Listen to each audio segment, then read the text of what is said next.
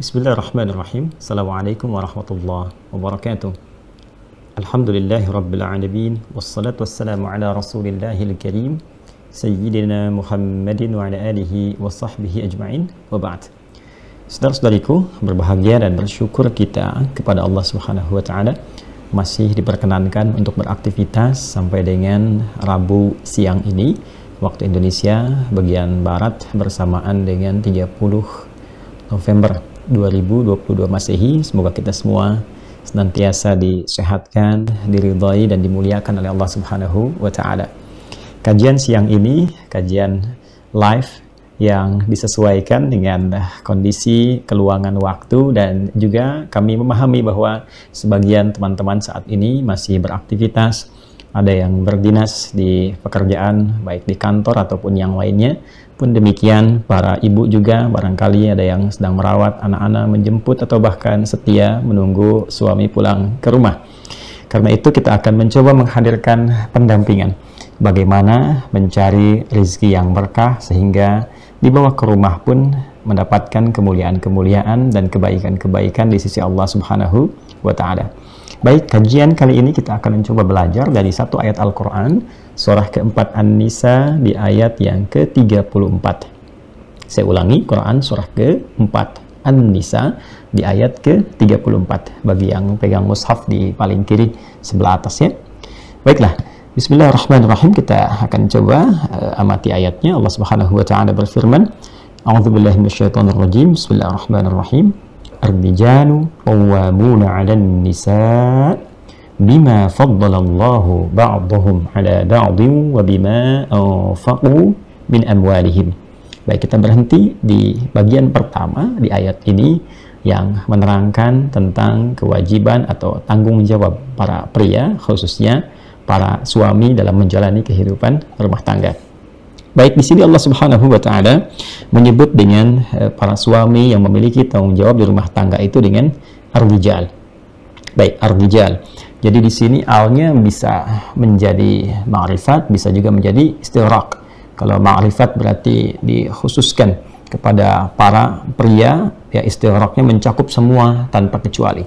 Bagi yang telah berumah tangga, khususnya bagi yang beriman pada Allah Subhanahu wa taala, bagi yang ingin mematuhi seluruh pedoman berkehidupan yang Allah turunkan melalui Rasulullah sallallahu alaihi wasallam. Mematuhi, tunduk, patuh disebut dengan muslim namanya. Jamaknya disebut dengan muslimun. Kita disebut dengan muslim dan diminta oleh Al-Qur'an supaya dipertahankan itu sampai kita wafat. Wala tamutunna illa wa antum muslimun. Quran surah ketiga di ayat 102. Jangan sampai kamu wafat kecuali kamu dalam keadaan sedang tunduk patuh kepada Allah Subhanahu wa taala. Nah, di antara kepatuhan kita tunjukkan dengan cara menaati seluruh pedoman kehidupan yang Allah turunkan lewat Rasulullah sallallahu alaihi wasallam, yang sejatinya semua pedoman ini didesain untuk memuliakan kehidupan kita, memudahkan, menyukseskan, membahagiakan. Karena itu hasilnya disebut dengan salam. Jadi akumulasi semua nilai itu, kebahagiaan, ketenangan, kedamaian, kesejahteraan, itu disebut dengan salam namanya. Ya, pedomannya disebut dengan silmi. Karena itu setelah kita yakin dengan Allah, yakin dengan semua ketentuan Allah, kita disebut dengan orang-orang yang beriman yang yakin. Dipanggil dengan keimanan itu, ya ayyuhalladzina amanu udkhulu fis silmi. Kalau sudah yakin, sudah beriman kepada Allah, maka buktikan itu semua dengan masuk kepada ketentuan yang telah Allah tetapkan. Ikuti pedoman itu disebut dengan as-silmi. Quran surah kedua ayat 208. Udkhulu fis silmi kafah, secara total, secara menyeluruh, yang terkait dengan semua pedoman kehidupan kita. Karena itu dalam Islam, pedoman kehidupan itu sifatnya komprehensif. Bukan hanya sholat saja, bukan hanya puasa saja, zakat saja, umrah, haji, tidak. Semua aspek kehidupan yang memungkinkan kita berinteraksi dengan itu, maka didapati di dalamnya pedoman keislaman. Dari bangun tidur sampai tidur lagi. Karena itu di Islam tidak mengherankan, bangun tidur kita punya pedoman. Ya kan? Berpakaian ada pedomannya, ada aturannya, makan ada. Dan semua desain pedoman itu, desainnya adalah menjadikan semua interaksi kita menjadi teratur, mudah, lekat dengan kesuksesan, melahirkan kebahagiaan. Nah, frame-nya disebut dengan Islam. Frame yang menjadikan semua pedoman itu terikat di dalamnya disebut dengan Islam. Itu yang dimaksud dengan Quran surah ketiga Ali Imran ayat 19. Innad dina indallahil Islam. Orang-orang yang mematuhi semua pedoman itu masuk ke dalam frame Islam disebut muslim. Nah, muslim itu dari kata aslama yuslimu islaman, kemudian muslim artinya tunduk, patuh, taat. Jadi kalau sudah diberikan pedoman, kalau sudah yakin dengan Allah, diberikan pedoman hidup, harus patuh itu pada pedoman itu, tunduk. Dibimbing mata bagaimana, ikuti petunjuk untuk mata. Lisan bagaimana, sampai ke ujung kaki. Termasuk persoalan yang kompleks dan luas dalam berkehidupan. Nah, di antara pedoman itu, ada yang terkait dengan kehidupan rumah tangga. Dibagi, ini peran suami, yang ini perannya istri. Kalau bisa dilakukan, maka di akhir nanti muncul salam namanya. Wassalamun alaihi yawma wulida, wa yawma yamutu, wa yawma yub'atsu hayya. Ini contoh untuk Nabi Yahya alaihissalam yang mengikuti petunjuk dari Allah Subhanahu wa Ta'ala. Di Quran surah 19 di ayat 15 tadi. Wassalamun alaihi, dia akan mendapatkan salam. Kedamaian, ketentraman, kebahagiaan, kenyamanan, kesejahteraan. Bukan cuma di dunia, tapi saat meninggal di alam kuburnya. Wa yawma yamutu, dan di akhirat wa yawma yub'atsu hayya. Karena itu, sapaan kita dengan orang sekitaran kita menggunakan kata salam dan menggunakan alif lam di depannya. Assalamu alaikum warahmatullahi wabarakatuh. Semua kedamaian, ketentraman, kebahagiaan, rahmat Allah, keberkahannya semoga senantiasa melekat kepada Anda. Nah, di antara pedoman itu, ini yang akan coba kita kaji di Quran surah keempat An-Nisa di ayat yang ke-34. Ar-Rijalu, kata Allah, hei para lelaki itu. Disebut dengan rijal, jamak dari kata rajul. Rajul itu dari kata asalnya ra, jim, dan lam. Biasanya menunjuk pada satu kekuatan, ketegasan, ketangguhan, ya, ketegapan. Karena itu kaki disebut dengan rijlun, karena menjadi topangan yang kokoh, yang kuat. Dan lelaki disebut dengan rajulun, menggambarkan satu ketegasan, kewibawaan, ketegapan, kekokohan. Jamaknya disebut dengan rijal. Jadi kalau disebut laki-laki, rijal ya mesti tegap, ya, kokoh, tidak melambai, gitu kan? Kemudian berwibawa, ya, dan seterusnya. Karena itu tampilan fisiknya pun beda dengan perempuan, dengan hikmah tertentu, ya, sesuai dengan apa yang telah Allah tetapkan. Para lelaki itu yang tangguh. Nah, begitu kalau kita mau terjemahkan, para lelaki yang tangguh itu, para suami yang hebat itu, ya, yang kokoh itu. Siapa mereka? Adalah orang-orang yang mampu mengemban tugas sesuai dengan pedoman yang telah Allah tetapkan. Qawwamuna 'alan nisa. Yang pertama, dia menjadi pelindung, pengayom, pengatur dalam kehidupan rumah tangga, khususnya bagi para istri mereka. Nah, qawwam, ya, qawwamun jamak dari kata qawwam. Qawwam itu artinya penegak, ya. Pada asalnya secara literal demikian. Namun kalau kita bawa secara pemaknaan dengan makna-makna yang cukup luas, bisa diartikan pelindung, melindungi istri dan keluarga, pengayom, mengayomi kehidupan rumah tangga, menjadi pembimbing dalam kehidupan rumah tangga. Ya, tentunya dengan aspek yang berbeda-beda sesuai dengan keragaman aktivitasnya. Jenis bagi yang aktif suaminya misalnya di bidang bisnis tentu akan berbeda dengan yang suaminya dai atau ulama misalnya, ya, atau nanti birokrat dan sebagainya. Kesibukan boleh berbeda, tapi nanti ada aspek-aspek yang sama di dalamnya, yang dibawa perannya ke dalam rumah tangga. Sebagai suami, qawwam, punya sifat qawwam, melindungi, mengayomi, membimbing, menjadi penegak semua aturan kebaikan yang mendekatkan keluarga kepada Allah Subhanahu wa Ta'ala. Jadi mohon izin, mohon maaf, jangan sampai nanti para suami menjadi rijal, kuat, tangguh, tapi kekuatan dan ketangguhannya tak mampu membawa keluarga lebih dekat dengan Allah Subhanahu wa Ta'ala. Maka ini ada sesuatu yang kurang lengkap dalam kehidupan berumah tangganya. Demikian, ya, karena ayat pernikahan kan dibuka dengan kata ayat, ya kan? Di Quran surah ke-30 Ar-Rum di ayat ke-21 ketika Allah Subhanahu wa Ta'ala berfirman, "Wa min ayatihi an khalaqa lakum min anfusikum azwaja." Dan di antara tanda-tanda yang menjadikan seorang hamba dekat dengan Allah. Ayat itu bahasa singkatnya tanda yang menjadikan hamba lebih dekat kepada Allah, lebih mengenal Allah. Ya, karena itu semua isi Al-Quran disebut dengan ayat.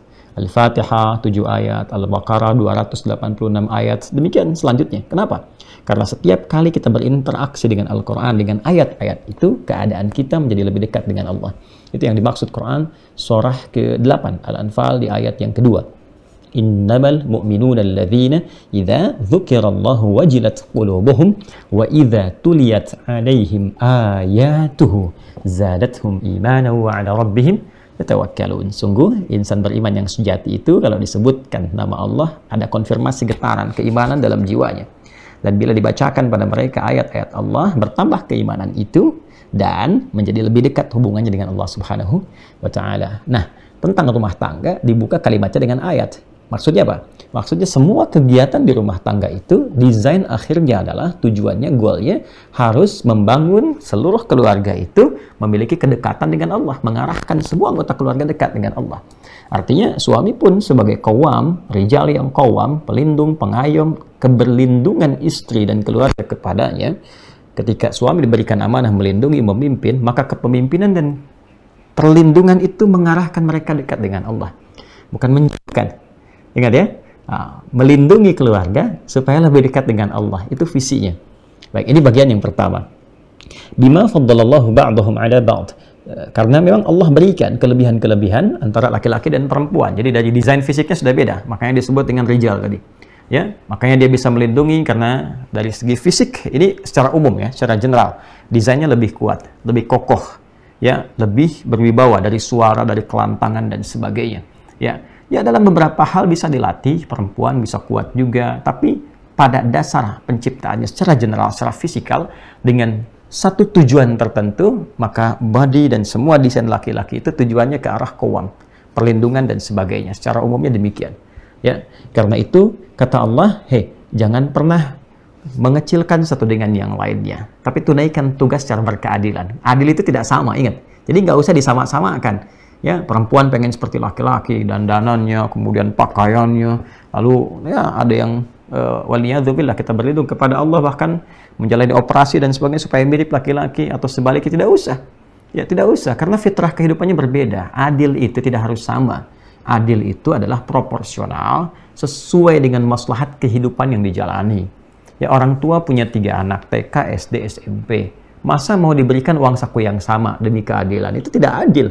Karena kebutuhan anak TK beda dengan SD, SMP lebih besar lagi. Masa uang jajannya diberikan sama? Ya kan? Maka ketika diberikan sama, itu namanya tidak adil. Ya? Kalau rata, iya. Tapi adil itu tidak selalu harus rata. Dan tidak semua rata itu menjadi adil. Jelas ya? Maka desain untuk laki-laki, kata Allah, diberikan kelebihan dari segi fisik, dari segi tampilan. Untuk apa? Mendukung fungsinya. Jadi juga bukan buat pamer. Ya, otot kawat, tulang besi itu bukan untuk dipamerkan, tunjukkan, tidak, tapi digunakan sebagai fungsinya, menegakkan keadilan, kebenaran, kekuatan, dibawa ke rumah tangga, lindungi keluarga. Baik, yang kedua apa? Nah, ini inti materi kita. Wa bima anfaqu min amwalihim. Dan juga laki-laki diberikan oleh Allah desain pada dirinya untuk mudah mencari nafkah. Saya pernah terangkan di pertemuan yang lalu bahwa kita mesti bedakan antara nafkah dengan sekedar bekerja. Ya kan? Nah, perempuan bisa dengan keadaan dirinya menyalurkan hobi, kemudian bekerja dan sebagainya. Tapi kalau sudah masuk ke dalam konteks kehidupan rumah tangga, Allah bagi. Jadi yang nafkah ini, yang suami. Jadi perempuan punya tugas-tugas yang lain yang sangat mulia. Dan dia akan sangat menentukan kebahagiaan di rumah tangga. Plus juga kesuksesan dalam menjalani kehidupan rumah tangga. Jadi kalau nanti dipaksakan yang perempuan ikut seperti laki-laki atau sebaliknya atau bahkan tertukar, ini bahaya. Bahaya. Nah, ini penting untuk diketahui karena nanti boleh jadi ada pola hidup di antara kalangan manusia yang memang tidak mengikuti tuntunan Al-Quran. Apalagi kalau belum beriman misalnya. Dia punya desain hidup sendiri, pola sendiri. Ya, bagi kalangan ini misalnya perempuan bagus bekerja, perempuan keluar banyak, perempuan mencari nafkah, gitu kan? Nah, tapi dalam Islam tidak demikian. Islam mengatur secara proporsional. Ini loh, laki-laki silahkan. Tugas Anda mencari nafkah. Nafkah nanti dibawa ke rumah, istri yang mengolah di rumah. Istri yang mendampingi anak-anak. Baru lahir, dampingi dengan ASI, dengan pendidikan awal dan sebagainya. Anda bisa bayangkan kalau istrinya kemudian banyak aktif di luar, anak ditinggalkan, dekat dengan asisten rumah tangga, tidak kenal dengan orang tuanya dan sebagainya. Sehingga kehilangan masa-masa awal pendekatannya. Tidak punya waktu dan sebagainya. Sedangkan fase-fase awal itu dengan ibu itu konektivitasnya mesti lebih tinggi. Ya, dibandingkan dengan ayah tentu akan berbeda, tapi dengan ibu itu mesti lekat. Jadi ketika dia kehilangan konektivitas dengan ibunya, maka satu saat dia kehilangan tempat untuk berkeluh kesahnya, untuk ceritanya, untuk curhatnya. Ya, nah, sedangkan ASI-nya itu menyambung, dan dari ASI itu kan nanti ada sesuatu yang terbawa secara genetik dalam diri anak itu yang terkoneksikan kepada ibu. Ya, karena itu nanti hubungan kepekaan 70% lebih lekat kepada ibu dibandingkan dengan ayah gitu. Tapi dalam konteks ini ketika ibunya juga banyak aktif, ya, banyak bekerja, bahkan diniatkan misalnya untuk mencari nafkah, maka pasti akan berdampak pada kehidupan rumah tangga. Nah, saya akan kembali dulu kepada ayatnya wabima anfaqu min amwalihim. Saya batasi di peran suami dulu. Teman-teman yang sekarang sedang bekerja, sedang beraktivitas di kantor, berdinas, ya, di birokrasi, diplomasi, macam-macam dan sebagainya, berbahagialah. Bersyukurlah kepada Allah Subhanahu wa Ta'ala. Dan jangan dibatasi pada pekerjaan formal itu seperti kantoran dan sebagainya. Tidak. Anda yang berdagang, Anda yang punya bisnis-bisnis yang orang sebut dengan UMKM kah, Anda yang berdagang kecil-kecilan kah, kecil di hadapan manusia, tapi bisa tinggi nilainya di hadapan Allah Subhanahu wa Ta'ala. Ingat, rizki tidak diukur dengan besar kecil yang Anda bawa ke rumah. Rizki tidak diukur dengan tampilan pakaian Anda ketika Anda masuk ke ruang kerja. Ber-AC-kah atau alami-kah dengan anginnya?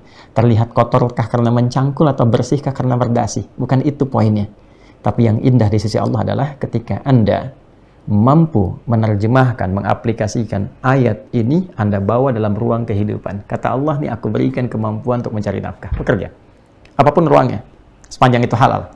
Jadi berbahagialah ketika Allah menitipkan kepada Anda satu kemampuan dan Anda menerapkan itu dalam kehidupan dalam bentuk apapun yang halal. Halalan thayyibah. Quran surah ke-2 Al-Baqarah ayat 168.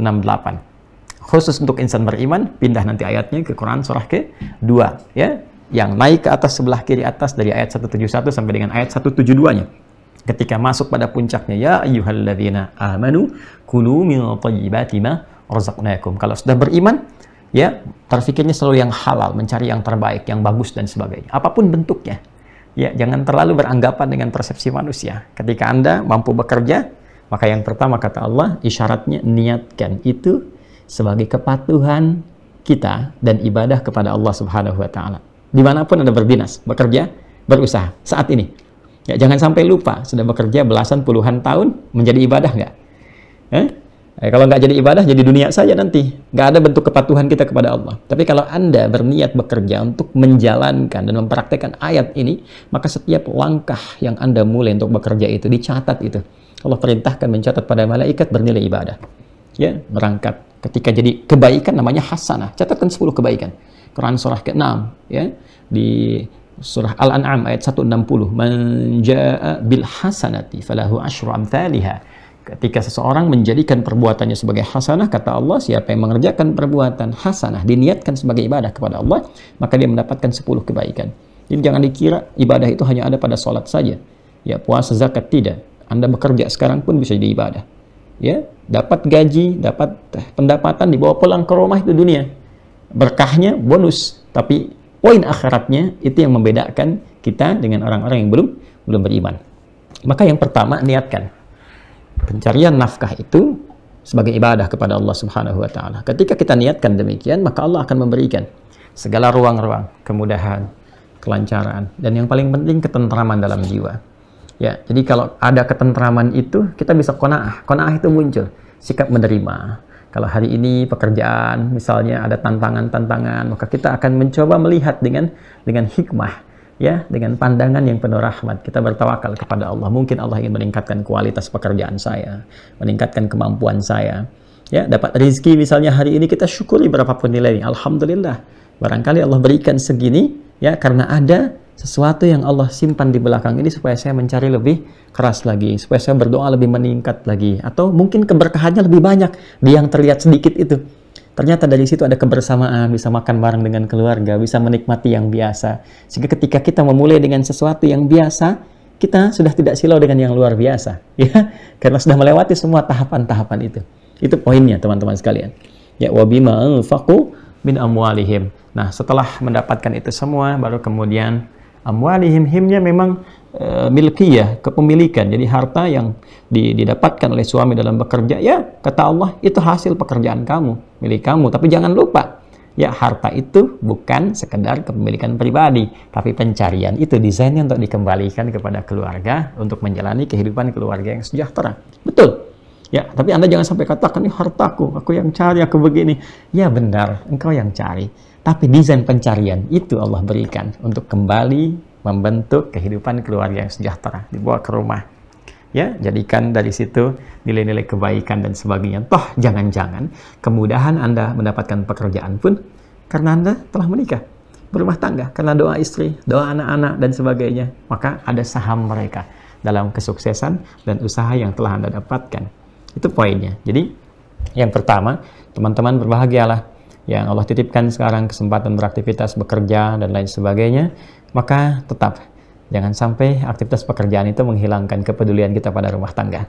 Ingat istri, ingat keluarga, kemudian juga ya senantiasa menguatkan kehidupan rumah tangga dengan caranya masing-masing, dan istri pun harus belajar ya, karena nanti ada sifat-sifat dalam suami yang berbeda ya, ketika Allah berikan tugas yang tidak sama. Tentu yang di kantor, yang di diplomasi, birokrasi akan berbeda dengan yang tugasnya berdakwah, mengajar ya. Ada yang misalnya yang ke sawah, ada yang macam-macam dan sebagainya. Nah, harus mempelajari, dan di Islam lengkap sekali dari mulai sampai ke sirahnya, sampai keteladanannya, sampai sosok-sosok dan tokohnya. Lengkap ya, makanya isi waktu dengan baca yang bermanfaat ya, banyak kitab, banyak sejarah-sejarah masa lalu dibandingkan kita baca sesuatu yang kadang nggak penting dan nggak ada kaitan dengan kehidupan kita ya. Baik, yang kedua, jangan lupakan saat bekerja niatkan ibadah. Niatkan ibadah supaya ada ketenangan, kelapangan, kenyamanan, perlindungan dari Allah, dan keberkahan dari setiap rezeki yang didapatkan, sehingga tidak banyak menimbulkan keluhan dalam kehidupan. Karena sekarang tantangannya banyak sekali ya, banyak sekali ya, sampai-sampai mohon maaf terjebak pada perbuatan-perbuatan maksiat yang dilarang. Awas pinjaman-pinjaman online yang penuh riba itu, yang rentenir modern dan sebagainya, hati-hati ya, hati-hati. Betapa banyak itu bisa menyebabkan kerusakan yang sangat besar ya, menjadikan gempa kehidupan dalam rumah tangga yang sedikit demi sedikit menghancurkan kesejahteraan yang telah dibangun sekian lama. Ini bagian yang pertama, teman-teman, bimbingan untuk para suami, semoga berkenan, dan ayat ini berlaku juga untuk saya. Saling mendoakan, semoga Allah juga berikan bimbingan kepada kami untuk mampu mengamalkan apa yang diajarkan dengan baik. Diampuni oleh Allah kekurangan-kekurangan, kesalahan-kesalahan yang mungkin tidak membersamai pengajaran-pengajaran dalam kebaikan. Semoga Allah senantiasa melengkapi kita untuk menjadi pribadi yang lebih baik dari sebelumnya. Insya Allah di pertemuan berikutnya kita akan masuk kepada tugas istri, bagaimana kewajibannya terkait dengan aspek yang telah dilakukan oleh para pria atau para suami di rumah tangga. Maka jika suami punya kewajiban, apa haknya dari istri? Ya, jika istri mendapatkan haknya dari suami, apa kewajibannya terhadap suami? Saat suaminya sedang bekerja, apa yang harus dilakukan oleh istri? Kita nanti akan lanjutkan di sesi yang lain. Sebelum saya tutup, teman-teman, mengingatkan penting sekali karena momen ini hanya berlangsung setahun sekali. Insya Allah tahun ini kita akan memulai kembali syiar Al-Quran. Ya, syiar Quran ini dulu seringkali kita lakukan di Istiqlal, kemudian yang terakhir di JIS ya, di JIC ya, di JIC bukan JIS, JIC, Jakarta Islamic Center di Jakarta Utara kalau saya tidak keliru. Dan alhamdulillah, masya Allah, animo teman-teman para ahli Quran sangat luar biasa. Kita di Istiqlal itu penuh sampai 5 lantai ke atas, kan ratusan ribu orang datang bergabung karena memang eventnya lebih mendekatkan kita kepada Al-Quran, mengenal kembali. Sekarang kita tingkatkan lagi kualitasnya. Kita bukan sekedar ingin berkumpul, tapi memang ingin mendesain bagaimana diri kita lebih dekat dengan Al-Quran, membawa proses berinteraksi dan hafalan Quran selama hidup, dan mudah-mudahan wafat dalam keadaan menjadi ahli Al-Quran.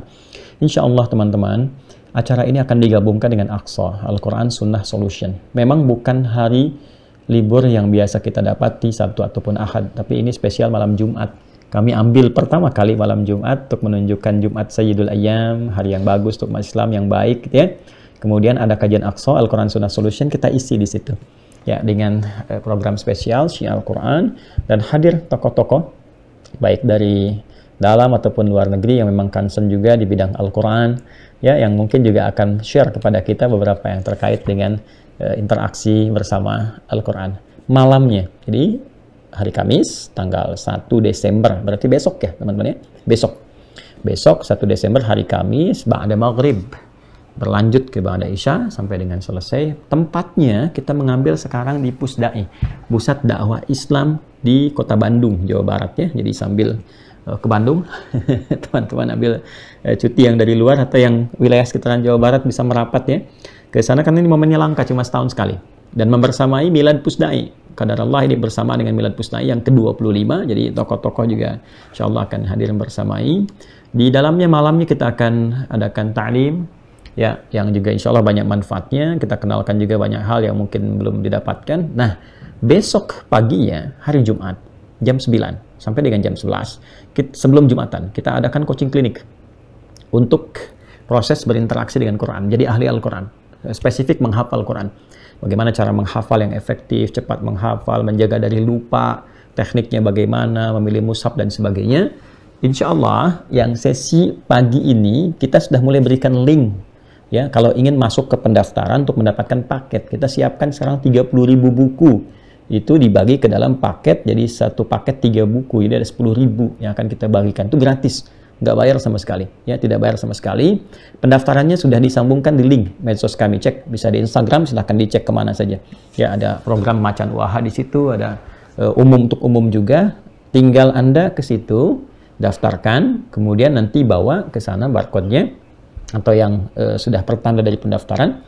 Ini nggak ada bayar-bayar ya, acaranya nggak ada bayar. Pendaftar itu untuk dapatkan paket aja supaya ada tandanya, ada kodenya. Nanti pagi Anda masuk ke situ, tinggal nanti ditunjukkan, langsung dapatkan paket secara gratis. Nanti gabung bagaimana belajar menghafal Quran dengan cepat dan mudah. Dan juga kita akan launching sistem baru untuk memudahkan hafalan. Jadi terkontrol juga secara online. Selain nanti ada STWH, Sekolah Terbuka Usahakan Al-Quran, hafal. Dengan saya secara langsung, dan nanti juga ada beberapa syekh ataupun juga tokoh yang bisa share dengan kita bagaimana cara menjadi ahli Al-Quran.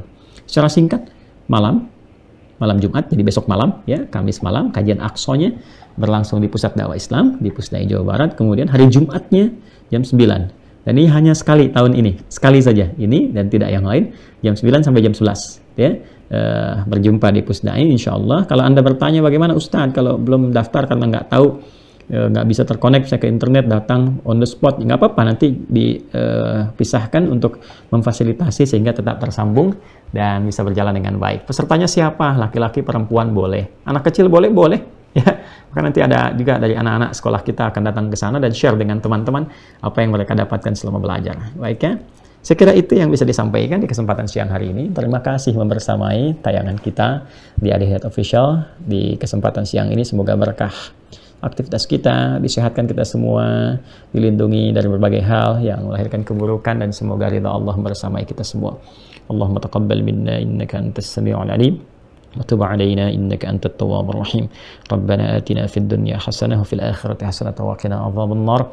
Wa sallallahu ala sayyidina Muhammad wa ala alihi wa sahbihi ajma'in wa akhiru da'wana subhanakallahumma wa bihamdika nashhadu an la ilaha illa anta nastaghfiruka wa natubu ilaik walhamdulillahi rabbil alamin. Assalamualaikum warahmatullahi wabarakatuh.